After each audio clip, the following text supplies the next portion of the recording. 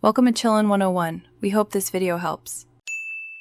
In this video, I will explain how to change an Audi A6 car key battery. First, ensure you have a small flathead screwdriver and a fresh CR2032 battery ready. Next, find the small release button on the side of your Audi A6 key fob. Press this button firmly to release the emergency key blade. This blade will be crucial for the next step in opening the fob. With the emergency key blade removed, insert its tip into the small slot located near where the blade was housed. Gently twist the key blade to create a small gap, effectively prying open the two halves of the key fob.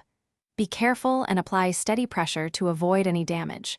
Once a gap appears, you can separate the two halves.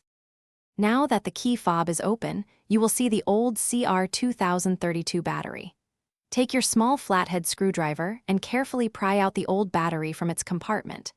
Be gentle to avoid scratching the contacts. Once removed, take your new CR2032 battery and insert it with the positive side, usually marked with a plus sign, facing upwards. Finally, align the two halves of your Audi A6 key fob and press them firmly together until they click securely into place. Then, slide the emergency key blade back into its designated slot until you hear a click, confirming it's locked. Your key battery is now replaced.